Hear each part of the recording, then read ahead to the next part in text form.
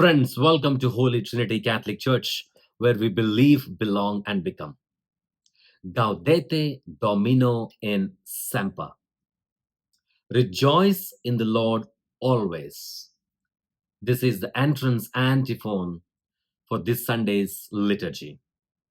On the third Sunday of Advent, we celebrate the Gaudete Sunday because we now have a solidified reason to rejoice because salvation is now much nearer than when we first thought, than when we first anticipated. When you cross the road at a traffic signal or a cross section, you hit the walk sign. When you punch the button, it keeps saying, wait, wait, wait. And then when it is time for you to cross over the street, it says, cross the road now, name of the street. Cross Hebner now. Cross Babcock now. Cross Fredericksburg now. Means there is a waiting. It keeps telling us to wait, wait, wait. Waiting is not only for a thing to happen, for an event to unfold, but waiting joyfully and patiently.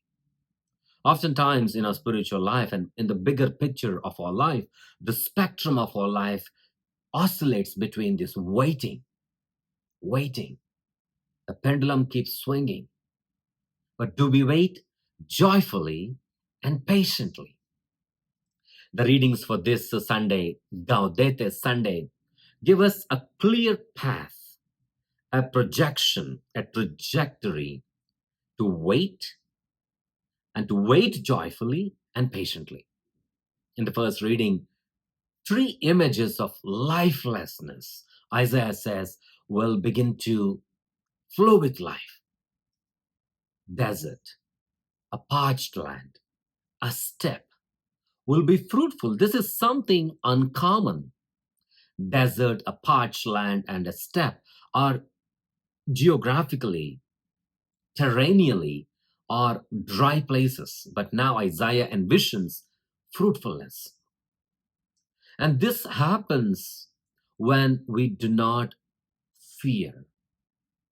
Found in many accounts of divine revelation, first, God guarantees the human the presence by telling us not to be afraid. And then healing happens for eyes, ears, legs, and tongue. There are about 10 references to joy in the first reading. Exult, rejoice, joy. 10 reasons to rejoice.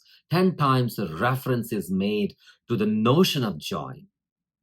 And when God brings this fruit, healing happens for our eyes, ears, legs, and heart. And that's where we rejoice. Gaudete Domino in Semper is the totality of our healing, leading to fruitfulness.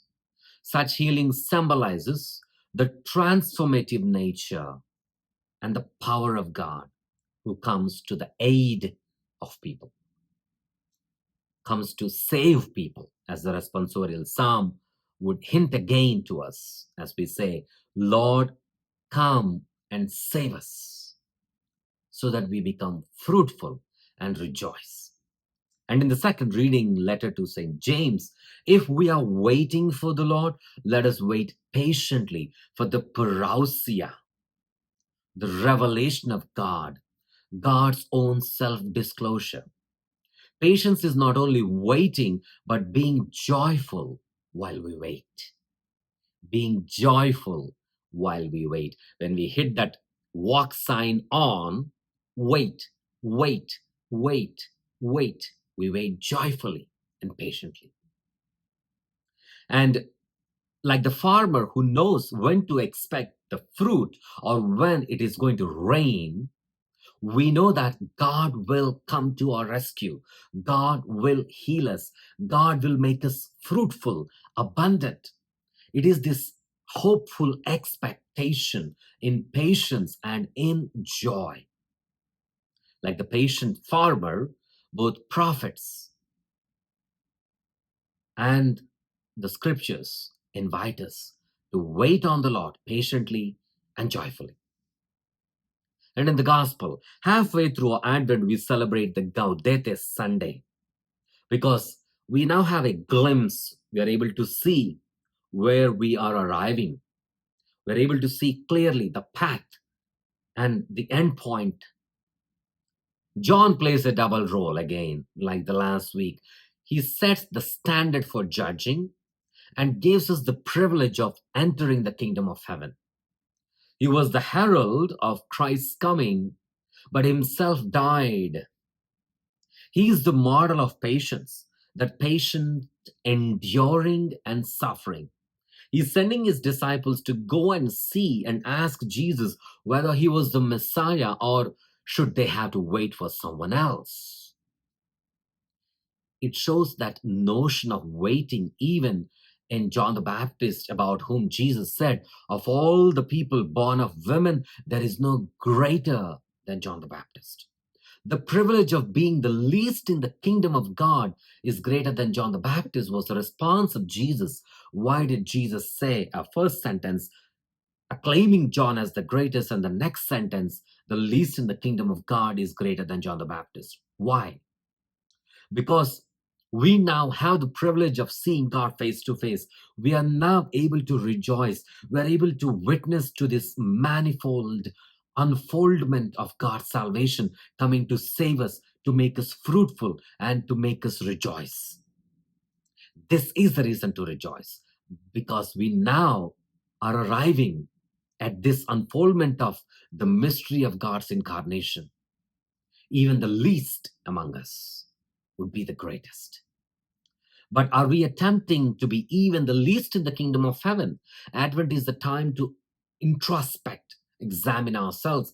Are we just bubbling about all over the place, or are we able to make ourselves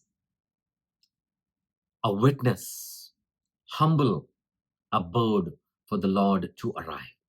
Such rejoicing will be the result of healing, which Isaiah envisions in the first reading. And such healing will bring endurance and patience.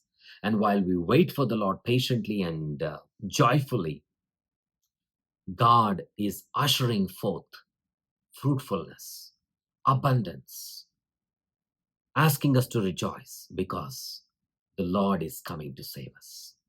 And that's the reason to rejoice today.